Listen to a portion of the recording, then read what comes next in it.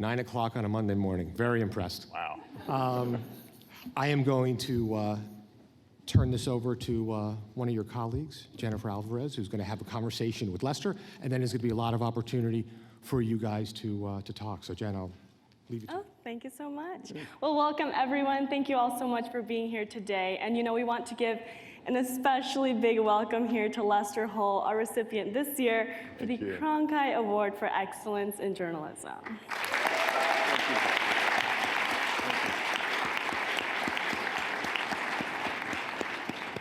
And just a little side note, we will be able to open it up for questions from the audience a little closer to the end of the hour. So if you do have a question, just hold on to it for now.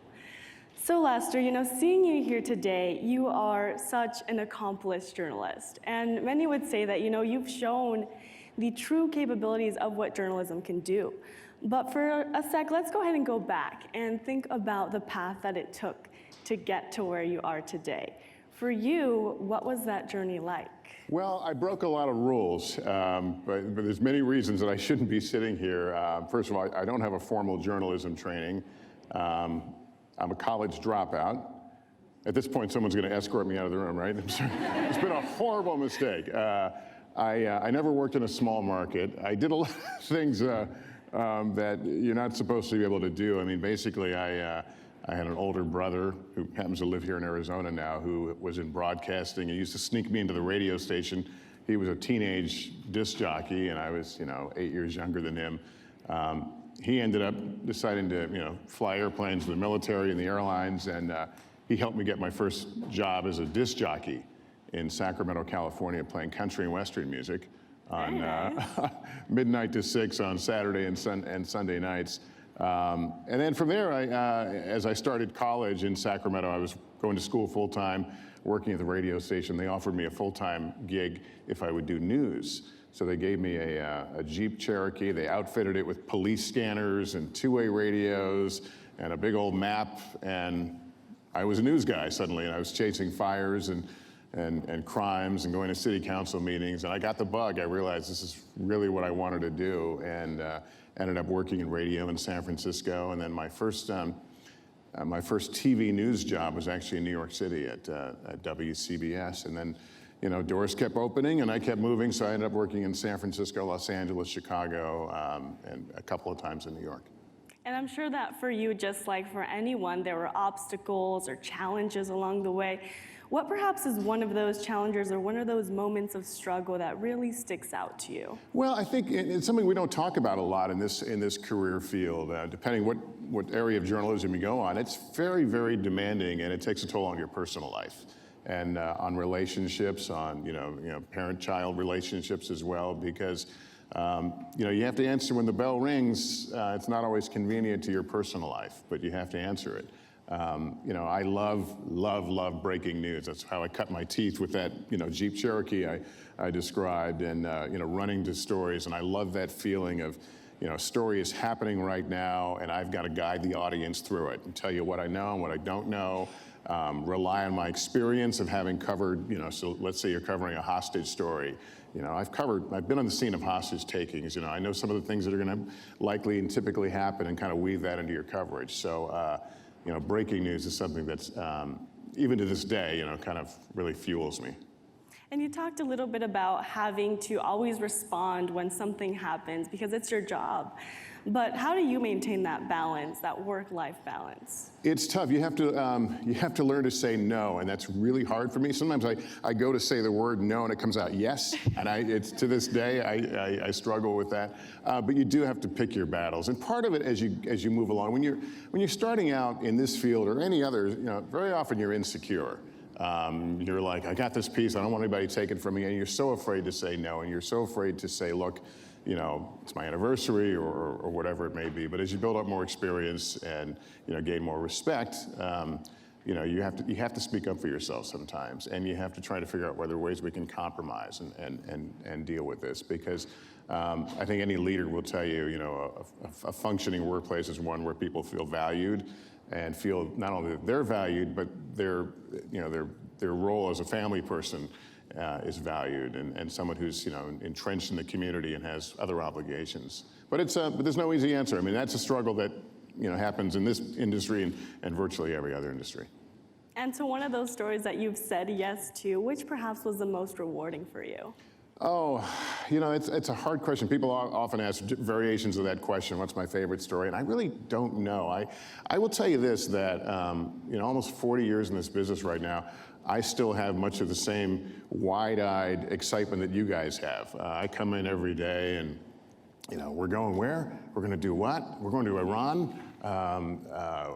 It's just, it's exciting for me. Every day is a new day. Every interview is my favorite interview because I really, really love what I do. I think I think what we do is incredibly important. I think we're seeing a growing recognition of that right now. I know the demand just to get into this school is high.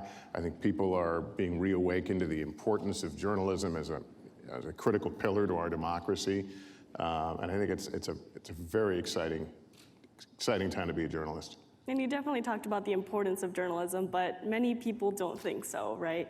We live in a world where the president says that we're the enemy of the people, where a lot of people don't trust journalism or the media just in general. So how do we, as the next generation of journalists, rebuild that trust? Yeah, we're working on that. I'll say a couple of things about that. And then a colleague reminded me of this, that we are right now, we're all bemoaning the fact that we're being called enemy of the people and woe is us. And these are worrisome things. I don't want to downplay it. But I was reminded by someone that no one is stopping us from doing our jobs. They're saying bad things about us, but no one is saying you can't report or you can't go about the business of journalism. And that is happening in certainly other parts of the world. One of my many hats is I'm on the board of the Committee to Protect Journalists, and we document every day. Journalists are being threatened, who have been imprisoned, facing all kinds of things because they're doing their jobs. We're not at that point right now, but I think we just have to be really, really good at what we do and recognize that, and this is important, we recognize that what we do isn't going to be popular, isn't always going to be popular, and isn't really supposed to be popular. News is not supposed to make you happy. We dig up the facts every day. We try to tell things as straightforward as we can. Sometimes you're going to go, yeah, good story. I'm glad they did that. I agree. I know all about that. Sometimes you'll see a story that is going to contradict your worldview and challenge how you view things. And it may make you mad, but what I hope you may be mad at me, but I want you to respect me and know that this organization is one that has a long history of integrity and honor, and hopefully that will count for something. I mean, I think it's, we all out here trying to do this every day, and we want to be as transparent about what we do as we possibly can.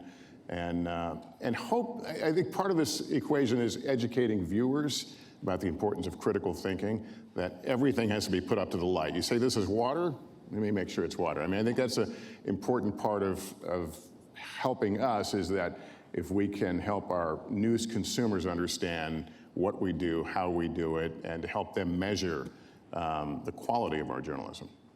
And I think that's something important to note too, is that, we don't need to do something crazy or be these overachievers to be trusted. We just need to keep on doing what we know how to do best, which is how to be journalists. And be authentic and be as real as possible. When you first, and those of you who'll be in front of the camera, people say, just be yourself. Well, you can't really be yourself on TV. I mean, to a certain extent, it is by nature, it's an artificial experience in some ways, but you can, let your real self come through, and never take yourself too seriously, and understand that the news is the most important thing, and everything else is secondary. But it is about developing a relationship with viewers, and they come to know that you get it right more times than you get it wrong, and that you're earnest about what you do, and you're part of the community. You understand the issues.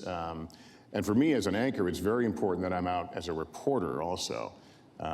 Reporting is as someone, a mentor of mine, laid out, it's the highest calling in what we do. The anchor desk is awesome. It's nice and shiny, and you make a little more money, and people know your name. But the real thrill, the most important and exciting moments I've had in this job have been in the field, covering stories. So, last week I was chasing brush fires in Southern California, and we travel overseas for big interviews and domestically as well. So it's really important to be out there in the thick of it and be a reporter, and that's part of building that bond with the audience, because they understand that you're not a newsreader, that you're a journalist, that you are someone who's constantly seeking the truth. And as a reporter, one of the things that you do is interview people, right? Interview people that have been touched by really tragic events, people that are having the worst days of their lives at times. So how do you, coming in as a stranger to their world, how are you able to get them to open up and share such deep personal stories? It's the toughest part of the job, is dealing with calamity and tragedy and people, as you say, going through the worst parts of their life. And then here we are with a TV camera and a microphone. I always try to, I think compassion is another part of journalism that we don't often talk enough about, that we have to be, we are journalists, but we're also people. And we have families, and I always try to approach those things from the standpoint, okay, what if it was my mother sitting here who just lost her home, or what if it was my brother who's talking about their missing child? So you enter from that standpoint of one of compassion, and try not to be as intrusive. What I do find is people often want to talk in circumstances like that, especially when it involves the loss of a loved one, or something as horrible has happened to a loved one, that they do want to honor that person in some way, and they're looking to you as a conduit to that. But you have to learn to take no the first time. And sometimes the interview just isn't worth it if it's going to further increase someone's pain. And when they do want to talk, I feel this responsibility to make sure that I honor that person the right way. We do tell a little bit about this person and their relationship and their family, and I think that's critically important to what we do, is to bring compassion as part of our journalist toolkit. And I'm sure it's a huge responsibility, but I'm sure it's also equally as rewarding. It is. I mean, when I first started out in the business, I was kind of this hard news man. You're not allowed to show any emotion, just the facts, ma'am, and and you move on. And then you get older, and maybe it's because I had kids. You get to a point, it's okay to shed a tear. That's not an editorial position to feel sad or horrible about someone's loss. That's a human reaction. And so it's okay to interject some of that into your story. And again, I think it furthers the bond with the audience. It's authentic. You're a human being, and these are human stories first, and news stories second. It's okay to be a human before you're a journalist. It is. I mean, I've had moments, both in the field and the anchor desk, where something just hits you, and you can't help but show a little emotion. I mean, you're a professional, and you don't totally lose it, but you have to signal to the audience, look, I get it. This is really, really horrible. Or even if you're not even a tragedy, there are major stories we're following right now that I think it's okay to signal that these are big issues. We're watching with the president right now, and this is, I don't say this in a political way, but he's certainly shaken the foundations of a lot of things in this country, and many people will applaud that, and some people will criticize it, obviously. But we have to acknowledge it. It's real. It's happening, and it's a news story. And I think being able to acknowledge that, being able to be a human, that just helps build that connection between the audience a little better. It does, and it's a funny business. As you get more recognized, you walk down the street, and people come up to you like they know you sometimes, and I kind of like that, because it means that hopefully they're seeing me for who I am, and you want to say you don't really know me, but but you Googled me. That's important. But it's. It's fun, and I'll say this on that same topic.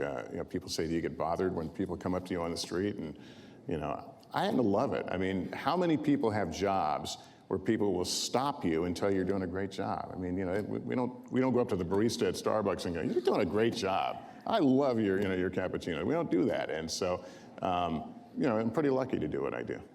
Other than that, is there any other sources of inspiration for you? No, I like talking to people. I think, one of the things that, unfortunately, in our society, and I don't want to stop anybody from doing this, but we're so, goal-oriented with, selfies and those sorts of things right now, and the experience that sometimes I don't feel like I get to connect with people. They want to take a picture and then they're gone. I'm like, well, don't you want to talk? Right. And I fear we're losing some of that, but I do like to hear what people have to say.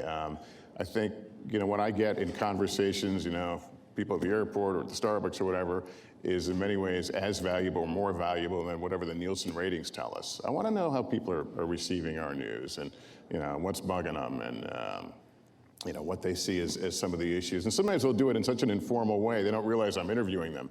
I'm kind of letting them talk a little bit, but it's very important to listen. If you're in a local news, listen to people in your community. In my case, national news, listen to what people have to say because, the newscast is ultimately for them, not us. Exactly. And you said like the times are changing, right? Yeah. And so is journalism. Journalism is changing to be 24/7. There's so much information out there. Has it been like anything you've seen before in your career? No, it hasn't. I mean, it's the competitive landscape has changed. I mean, when I started, we competed against CBS, ABC, CNN, Fox, and now we compete with everybody, with who might be live tweeting or Facebooking this right now. I mean, that's the world that we live in. It's a different competitive landscape, and I think where it's been hard for viewers is you hear all these assaults on the media, and I always go, well, what's the media?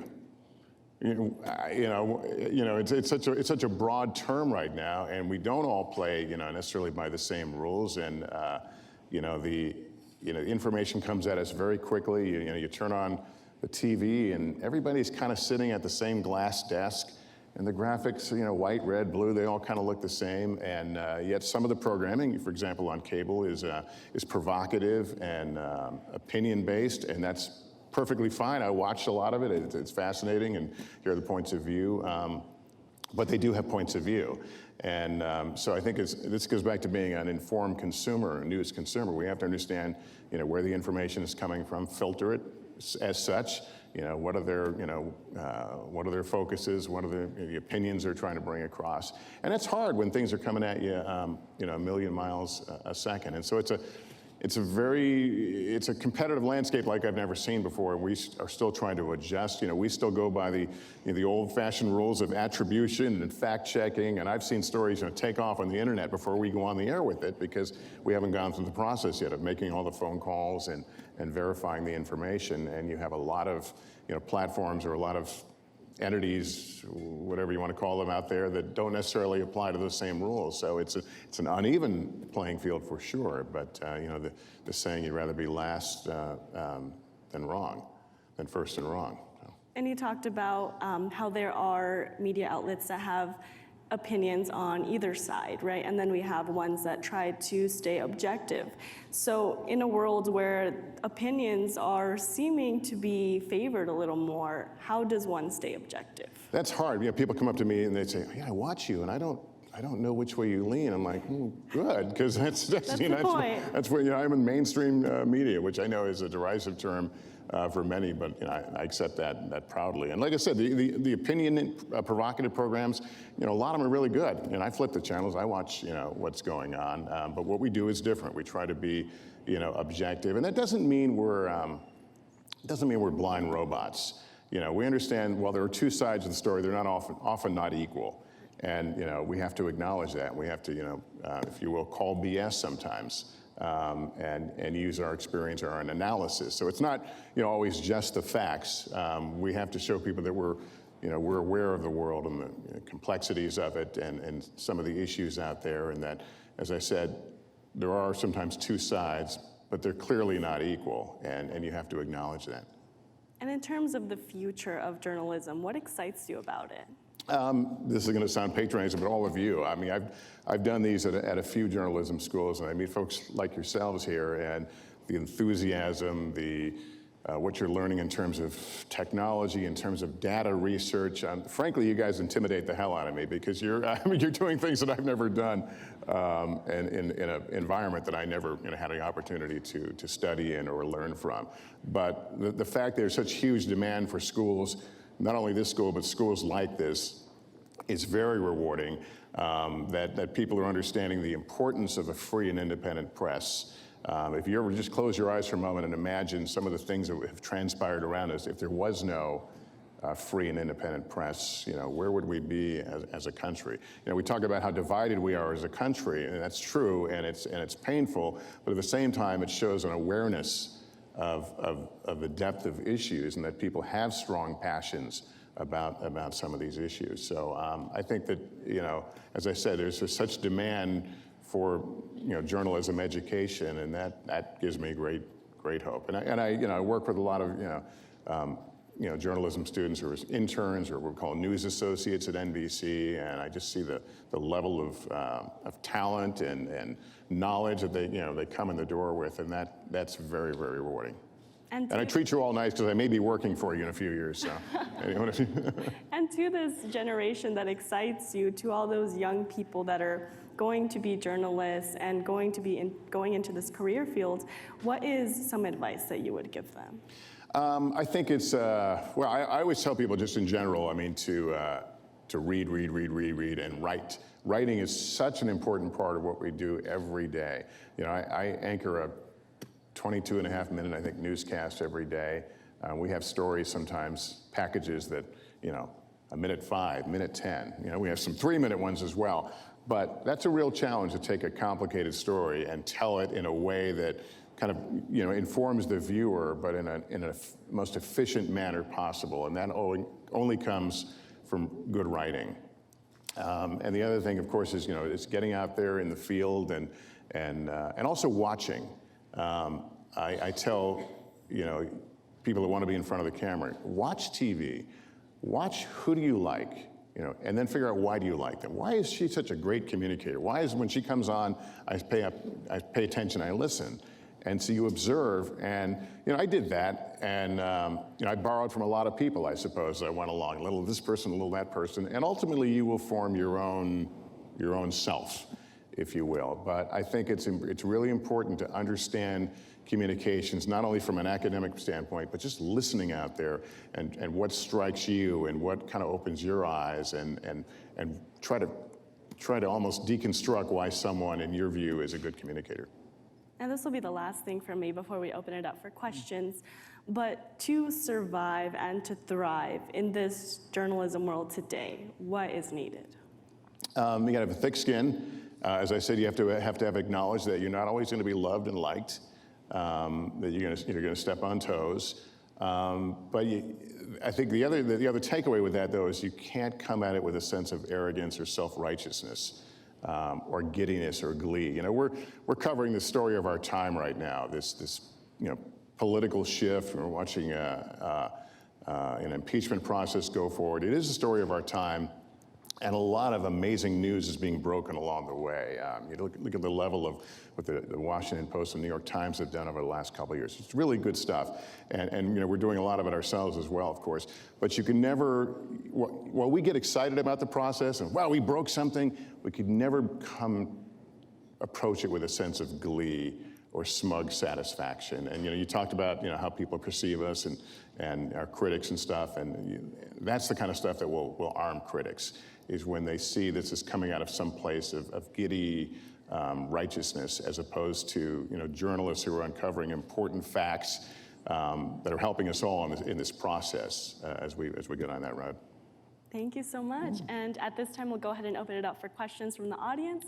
So if you do have a question, just go ahead and raise your hand, and Pauline or Haley will come around with a mic for you. I like it when someone else chooses. Hi there, I'm Emma Vanda90. It's great to hear from you and great that you're visiting us today. I know you touched a little bit on journalism and journalists and their skills and what they need, but specifically for reporters, I was just curious, what do you think is the most important skill a reporter has to have, specifically like a multimedia journalist, and how would you go about attaining that skill? Well, you just say multimedia journalists? Yeah, I mean, yes. and that's how a lot of you will enter the world, probably enter the professional world, is running a camera and blogging and any number of platforms you'll be using to tell stories. I think you're in a great time. When I got in, we didn't have broadcast laboratories and that sort of thing. But I think it's getting out there and just listening to people, and it doesn't always have to be with the camera rolling, and that's very important to note.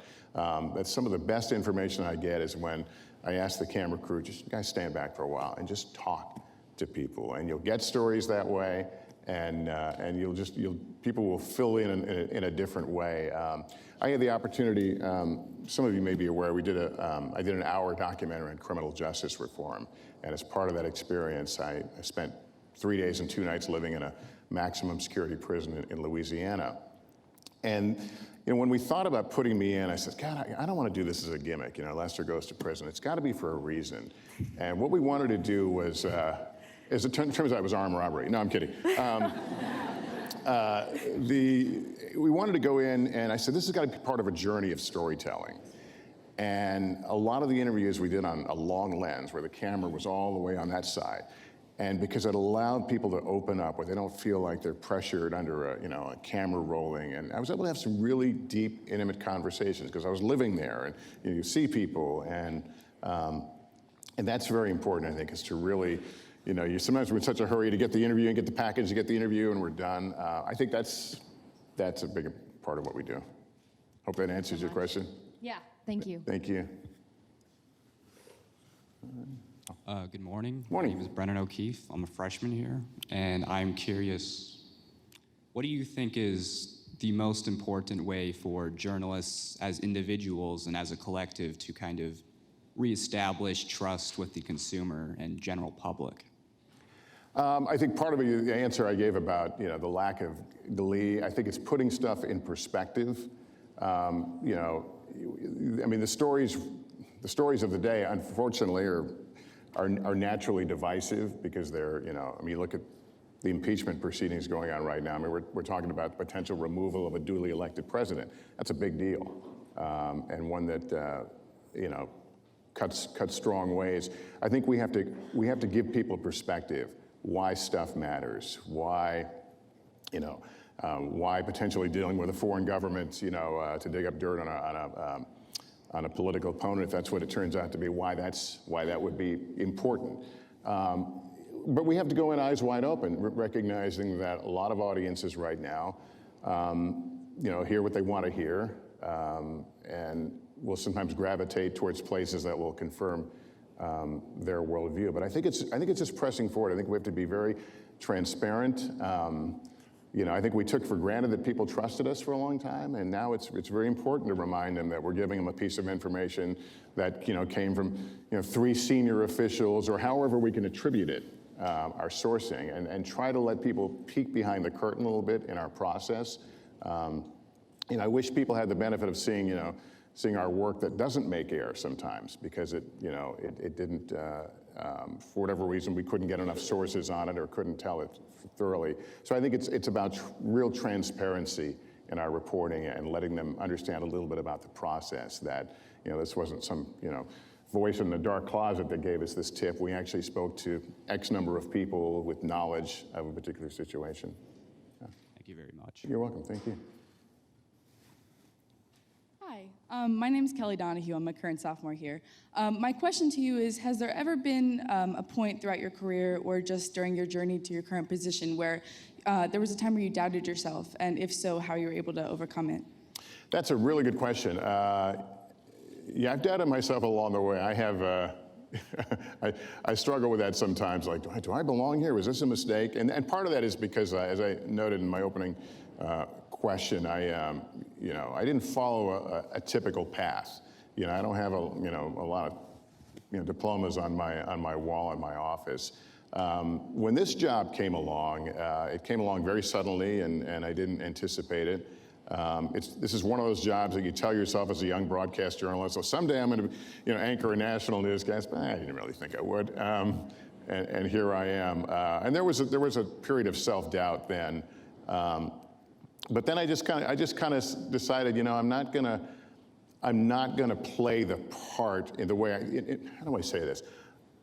This is the kind of job that you could easily kind of get into and like, oh, I'm going to be just like the other guys. No, it doesn't work that way. I've developed a rapport with audiences, and I had to rely on that. That a lot of people know who I am. I can certainly do this. I know I can do this. I was anchoring the weekend editions of Nightly News, but there were a lot of conversations with myself. There really were, and I'm not afraid to admit it. I mean, there was some scary moments, and suddenly I'm doing this. Next thing you know, I'm being asked to to host the first presidential debate, and there's that moment of like, oh my God, this is all coming way too fast for a guy who thought his career had gone about as far as it was going to go. I say that not in a bitter way. I was very happy with what I was doing. But I think you just have to, kind of counsel yourself and think, okay, what do I know? What do I don't know? I've done this X, Y, and Z before. I mean, I'm ready. But it's a pep talk sometimes you only have with yourself, and that others, it doesn't ring as clearly as when you just kind of go through it yourself. It's probably a horrible answer to your question, but basically I just admitted I'm horribly insecure. Thank you. Okay. Good morning, Mr. Holt. I am just lovely to meet you. As journalism students, we are often so afraid of making mistakes. But is there a mistake that you made in your career that you felt helped lead you on a better journalistic path? Oh, that's a great question. I don't have time to list all the mistakes I've made. And here's where I feel sorry for you guys. You're not allowed to make mistakes because you'll get to clip it on YouTube every day. I'm sure I did some like boneheaded things that I know people were watching at home going, what a freaking idiot. But you know what? So that was Monday. By Wednesday, they didn't even remember my name. It's gone. And one of the things I worry for you guys is that you don't have space for that kind of failure, for those, where I'm trying to think back some of the stupid things I did. I mean, getting a huge fact wrong or mispronouncing a name, which still happens today. But it's a different environment for you. We were able to get away with it, and you can. And I think that's part of a bigger societal issue of we got to figure out how to start cutting each other a little slack on certain levels. And I don't really have a good answer other than that it's no fun to be you. I'm not picking, so I don't know. Hi, my name's Annika Abbott, and I'm a graduate student. You've talked a lot about coming from a non-traditional path into journalism. I myself have come from a completely different career. I wonder what your advice is for those who are taking a non-linear path. Well, if you have another discipline, I think that's a great strength. I used to say, and I still believe this to a certain extent, it's important to be, or what I wanted to be in the newsroom was kind of the Swiss Army knife of the newsroom as a form of survival, really. That I don't know if you're familiar with the Swiss Army knife. It's got a spoon, a nail file, and a bolt cutter and all that stuff. I wanted to be that handy tool in the newsroom that you could put them on a feature story, you could put them on a hard news story, you could send them overseas, and to continue to increase my value. At the same time, I think there is huge value in having some form of expertise, because we see a lot of specialization in the business, especially at the network level. At NBC News, we've created, consumer units, digital units, covering the digital landscape out there, business, medicine, and we've got people who have spent a lot of time in these areas, and it really expands our playing field when we have people who have these specialties. So I think it's important to leverage what you have. If you have I came, for example, I love airplanes. I'm not a pilot, but I love aviation. I've studied aviation. I grew up around a flying family, and I've leveraged that a lot. When I was in Chicago, I was an aviation issues reporter. So I think use what you got.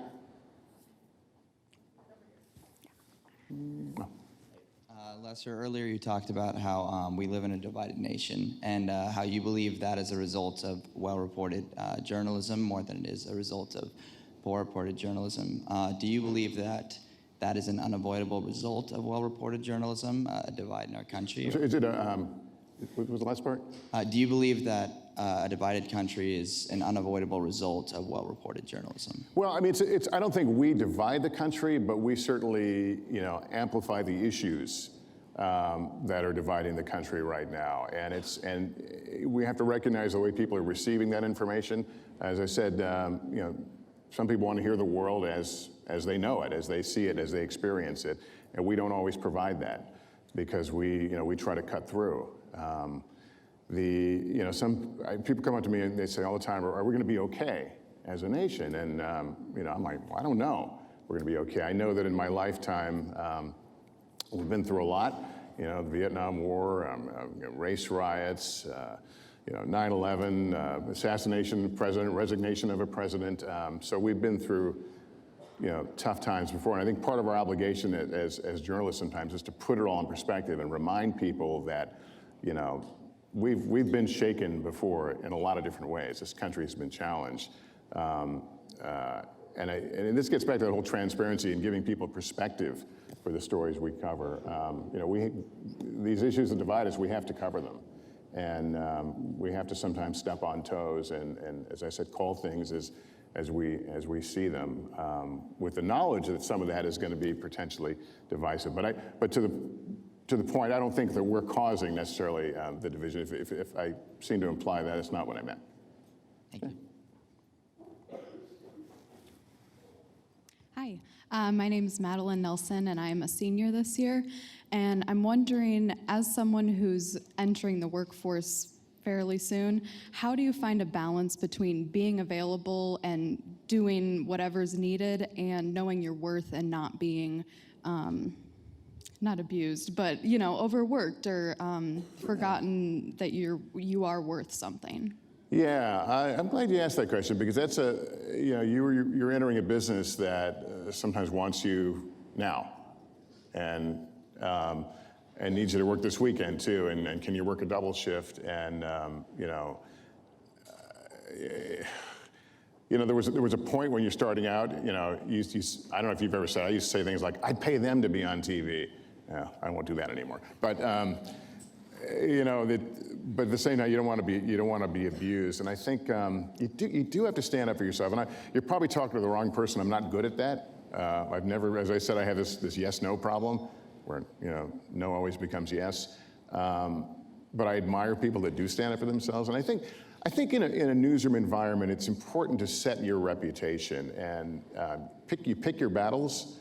I've seen people in local newsrooms who management soured on them because they copped an attitude, or they became labeled as the complainer, the whiner. I don't want to do that story. And what I try to counsel is, you clearly don't want to be that person, because that reputation goes with you. And so you try to be proactive. When I would be assigned sometimes what I thought was a really dumb story on a slow Friday in July, I would try to come back and go, this doesn't work for a lot of ways, but how about this? What if we did this interview and made that, and try to be constructive and become that person? And that person becomes very valued in a newsroom, because they're now a team player, and they're not trying to get out of work, they're just trying to make it better and bringing their own ideas. Secondly, I had a news director one time says, I have two kinds of reporters in my newsroom. I have packagers and I have reporters. And he says, the packagers are the ones that I say, go do a story about the new employment numbers, and they'll come back dutifully with all the right sound bites. He says, my reporters, on the other hand, they're like, no, we can do this better, or I have another idea, and here's a story I want to pitch. So I think those are important. I think when you establish that kind of credibility, you have the stronger right to say no, and like, look, I need a break, or, I'm there for you, but let's be reasonable here. Thank you. Good morning, Mr. Holt. My name is Joey Vaca. I'm currently a freshman here. So you mentioned needing thick skin in this field, and being as popular as you are, how do you handle criticism? I've learned to, here's how I deal with criticism. When I go on social media and somebody takes a shot, I process it this way. If they're right, it stings, and it should sting. Sometimes somebody will put something like that, Mr. Holt, you dropped the ball by doing X, Y, Z, and I'll look at it and go, you know what, you're right. And it stings, but in a good way, because it's like, all right, you know what, I'm not gonna make that mistake again. But when I just see the dribble of, you're a monster and you hate Republicans or Democrats, it just rolls off my bag. You can't let that stuff, weigh you down. But you should take valid criticism to heart. I'm still not doing this right. Every day I try to be better than the day before. I really do. I'll come off that set sometimes just beating myself up.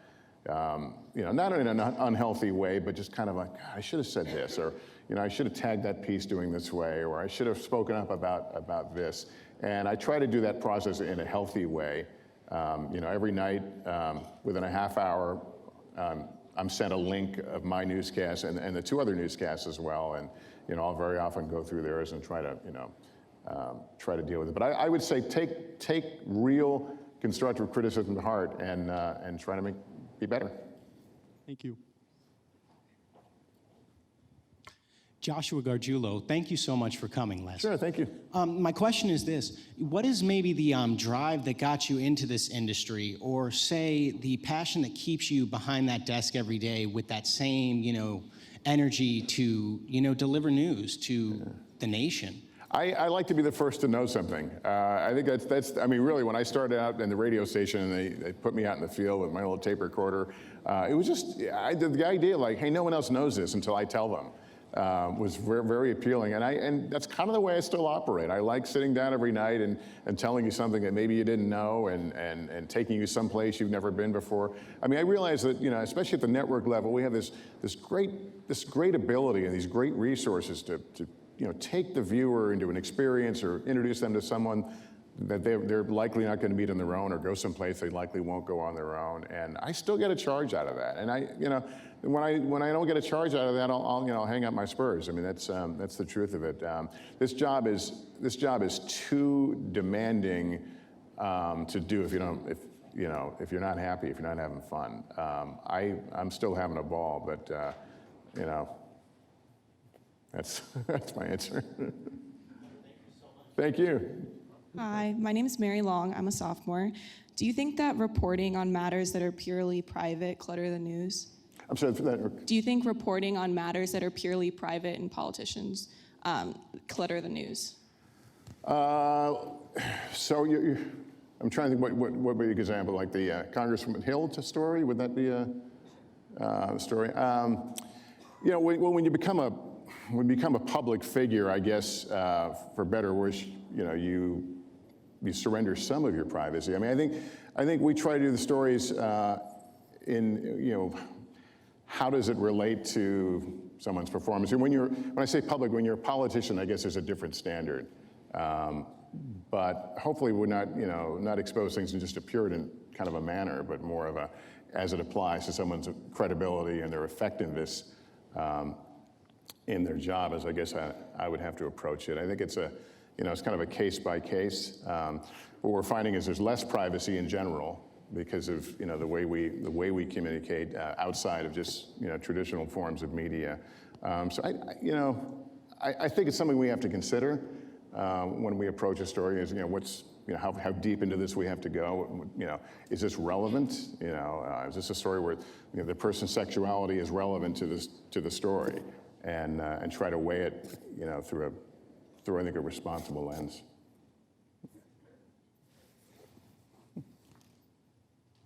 Hi, I'm Lisa Detelm. I'm a sophomore here. On Wednesday nights, Cronkite here has movie nights for movies in the industry. So I was wondering, what movie do you like the most that's about journalism? Oh, that's I love that. So, I mean, broadcast news was a fun one for a lot of us because it captured the way news was back then. Running with literally running with a tape and getting it wound up. All the President's Men was obviously that was part of my.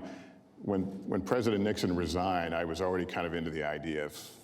I was a news junkie even at that point. I remember sitting in my bedroom as a teenager, and President Nixon was going to make his speech in a couple of hours, resigning. And I set my tape recorder up, and I'm going to record this because someday, this is a piece of history, someday I'll play this for my grandchildren, not realizing a thing called YouTube would come along. But that, for journalists of my generation, that was certainly an important moment. And now my mind's blanking on all the great reporting movies. You've seen broadcast news, right? Yeah, that certainly captured a lot of the essence of the way we used to have to get stuff on the air. So. I really liked The Post. Which one? The Post. The Post, yeah. That was a good Well, that was just a great story about great investigative journalism and about the power of what we do when we start, peeling back the layers. And I know a lot of you guys are working on long-term investigations. And I mentioned I like breaking news, but long-term reporting is sometimes takes a lot of patience. But there's that aha moment and we certainly saw that in that film. Thank you. Yes. Dari Yasmin, junior/senior. How do you take care of your mental health when you're covering such heavy topics on a day-to-day basis? You know, thank you for asking that. I mean, we sometimes forget that journalists are exposed to the same thing that everyone else are. You know, I was interviewing some folks from the 9/11 Victims Fund, and they were reminding me that, you know, there are journalists who are now part of these cases because there were journalists who were harmed, you know, covering Ground Zero, along with first responders. That's physical, but in terms of mental, it wasn't something we talked a lot about. Several years ago, there was a horrible earthquake in Haiti. I was assigned to cover, I think over 200,000 people were killed. I've seen a lot of death on this job. I'd never seen it on that scale. We're talking, you know, mass graves. We're talking about, you know, limbs poking out from debris. And I struggled with that a little bit. I struggled from the standpoint of, this is already the poorest nation in the hemisphere. At least it was at the time. I assume it still is now. And, you know, we come parachuting in, as we always do, and we're covering this story. And we're living in tents. We were sleeping on the ground. I mean, you know, it was horrible. But I knew that within a few days, I was going to get the call, get back on the plane, go back to New York, if I was lucky, and get an upgrade in first class, and life would be good. And there was you know, I struggled with that. You know, a certain amount of guilt with that. And there was a recognition of that. And the company actually did hire a counselor, you know, who worked with us. And, you know, one of the things that it kind of opened my eyes to was that the international attention to that story, the supplies and rescuers from around the globe, it wouldn't have happened if the media, if the press wasn't there telling the world about this story and documenting you know, how horrible it was and how broad the need was. So it's something I think we've become more aware of, that we're not, you know, these distant observers. We're in the thick of it very often in some very, very horrible situations. And that really taught me we have to be able to talk about it and recognize that it's part of the job that we've got to be open about because it happens.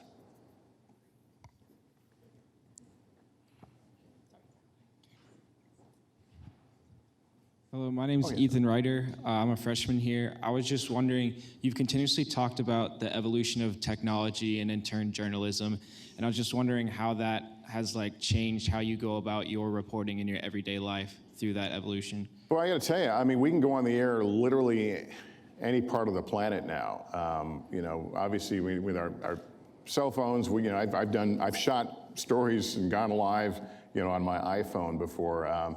It's just been a game changer. You know, we don't have to go to a satellite uplink facility now and get stuff on the air.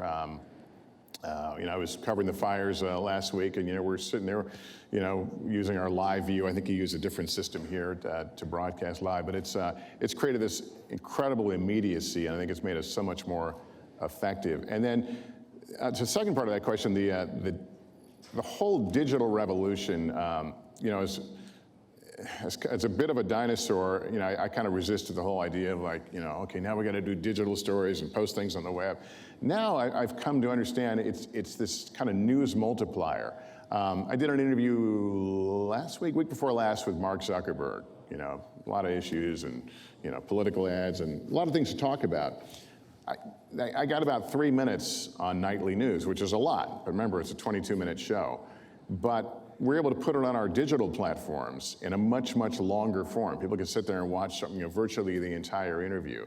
And it's allowed us to ultimately put more of our work out there. And so right now we're in this chase to find out, you know, our content doesn't change a lot, but where we're going to be viewed does. And so we are constantly trying to peek around the corner and get ahead of the viewers. You know, television news, there are a lot of stories written about, you know, that audiences are going down.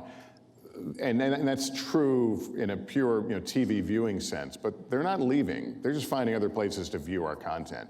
And we're trying to figure out where that's going to be next and make sure that we're in place for it. Hi, Mr. Holt. I'm Allie Edelman. I'm a senior here. I was just wondering what you think the future of journalism might look like. Do you think that all news will eventually be online, or will broadcast journalism still be a major platform for news? I think that broadcast journalism still has a ways to go. As I mentioned, I mean, obviously, audiences are shifting to digital platforms a lot, especially, your generation.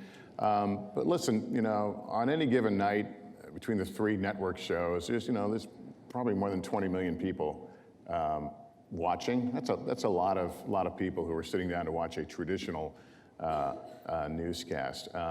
I think people will have a choice, though. I think that's great because we're just on the go and we're consuming stuff, and it's made a bit of a broadcast challenge that the news day changes very quickly now, because a story that will break in the morning because of the internet and social media, by the time you reach 6:30 at night when we do the show, stories can appear very old. So we're constantly reworking the newscasts, almost up to news time, to make sure that we're relevant, because things just move much quicker, and people are running between platforms. So it's made it challenging, but the great news is the content essentially is the same. We're still the same standards of journalism at NBC, and it's as a guy who was kind of stuck in the mud for a while, I'm excited now because it's given us a lot more ways to get on the air.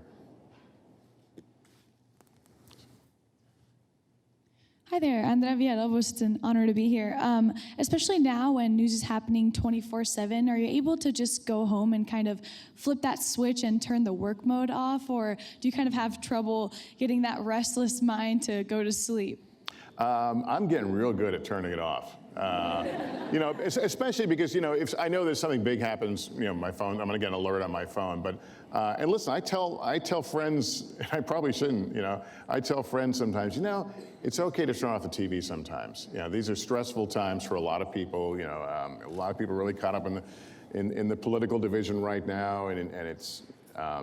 It causes a lot of anguish. I'm like, it's okay. Don't make a habit of it, but it's okay to walk away from the TV, and I certainly do that. I spend all day immersed. From the moment I wake up, I'm pouring through different online papers, and then of course an editorial meeting, and working our way through the day. And sometimes it's very stressful, and I think it's healthy to step away. And I'm really good. I mean, my wife and I will sit in the evening and binge watch, some show, and happily be ignorant of the news for a few hours.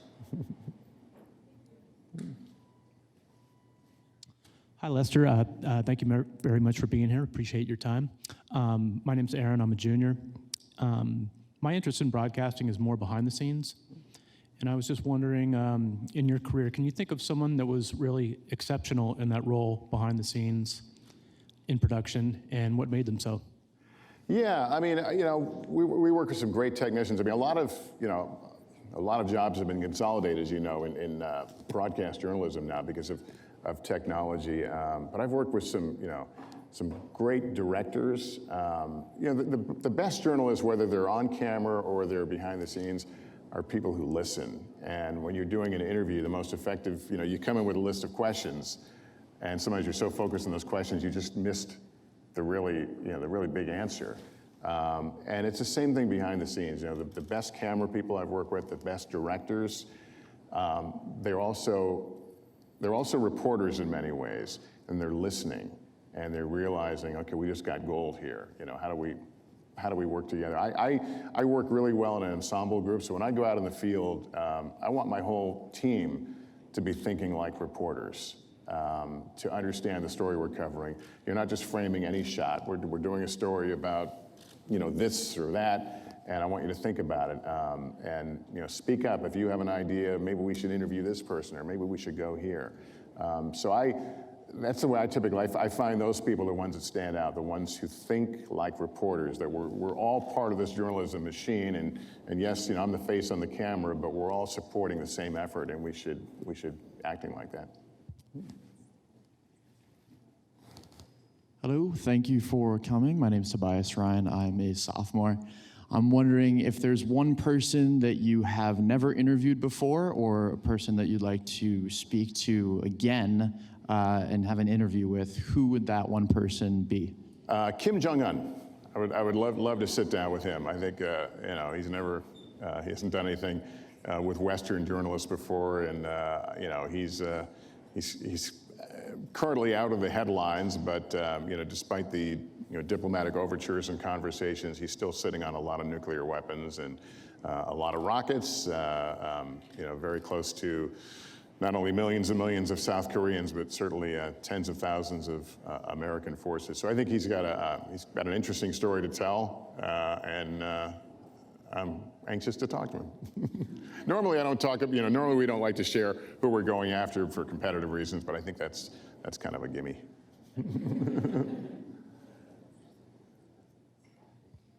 Hi, Lester. I'm Sarah Detweiler. I'm a freshman here, and I'm also from the Sacramento area. It's so nice to see a NorCal I mostly native. grew up Sacramento, yeah.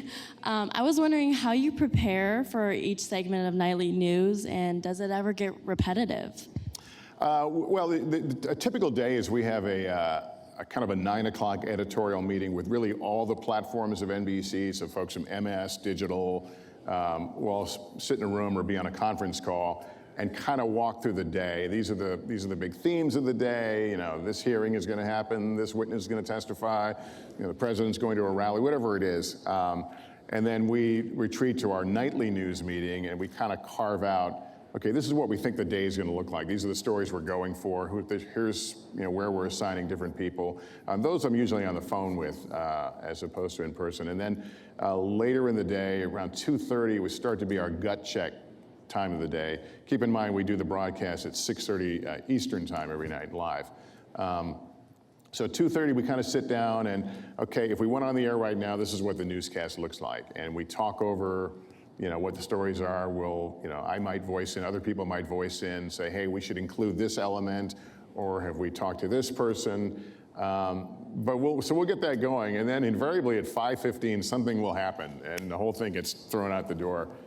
There was a point I joked, I said, why don't we all just come into work at 4 in the afternoon, because nothing we do before seems to matter. But that's the excitement of it. The rundown is this living, breathing thing, almost up till airtime. And then even after airtime, we have to consider how nightly news is going to be seen here in the West, because we have feeds that go across different time zones. And we don't want to have a newscast that looks like it's 2 or 3 hours old and miss some important developments. So we have to look at what stories may change. We'll work with our bureau in Los Angeles.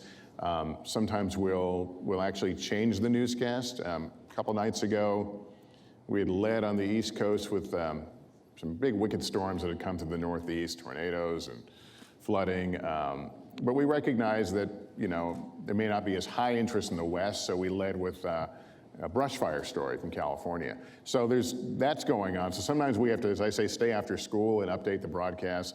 Other times we can do it utilizing our folks in LA. But it never seems to get repetitive. I mean, the story titles, are repetitive, but there seems to be always new developments. And that gets back to what I talk about, the digital world we live in. That stuff's coming at you guys so fast that by 6:30, something that broke at 1:30 seems kind of old. So it's a very dynamic workplace, never boring. Do you ever watch yourself on TV? Do I ever watch? Yeah, I do sometimes, not on TV, but as I said, they mail me a clip, or not a clip, they mail me the broadcast every night, and I'll watch. Sometimes not so much for me, but just to see the flow of the stories. I've seen me before. But watching yourself too much can actually, I found, can be detrimental, because you become really self-conscious. Why do I always do this? And then it makes you crazy and you overthink. So I don't do it a lot, but I do watch for the content, and also competitive. I like to watch what the other two networks are doing sometimes on stories that we're competitive on. Thank you. Yeah. And this will be our last question. Hi, Lester. My name is Sarah Altieri, and I'm a freshman here. I was wondering, people call the media fake, and that's really kind of affected journalism. I was wondering if for you as a journalist, do you feel like by being called fake or fake news, if that affects kind of how you report? Thank you. Well, I have to tell you, the whole fake news thing, I never quite understood what it meant. Because, no, I mean, seriously, it doesn't make sense to me, because to me, fake news is like made up. The Onion is fake news, which happens to be very funny also. Now, if someone wants to say it's inaccurate news or sloppy news, yes, that happens. That happens across the landscape. I think we all recognize that, and it would be foolish to deny it. And that's a real issue. We certainly want, we want to be, putting our best foot forward. So the phrase itself has always kind of confused me, like, well, of course we didn't make it up. We didn't make it up. But I cringe when people say it, even when they say it jokingly. And it's a phrase you really don't hear me say much, because I think it is, it's insulting, and it's, but insulting in a way that, I don't know, it seems very childish to me, and doesn't really get at perhaps real issues. I mean, if you want to discuss real issues in journalism, I think there's plenty of room to, to acknowledge that not everyone is perfect, and that, there's always room to grow and to correct. But I think it's listen, there's always been various forms over the years of, blame the messenger. People don't want to hear news that's contrary to their beliefs. But I would hope that they would deal with this on a substantive level. As I said, real criticism is criticism to be taken seriously and to be acknowledged, and to be examined in how we do things. But the phrase itself, it's obviously belittling, and it certainly doesn't help anybody, I think. And on that note, we'll go ahead and conclude the event. Now, Lester does have to go get ready for the luncheon, so there won't be any time for photos. But we do want to thank every single one of you for being here today. And of course, let's give Lester Holt one last big round. Thank you. Thank you very much. Thank you. Thank you. Thank you. Thank you.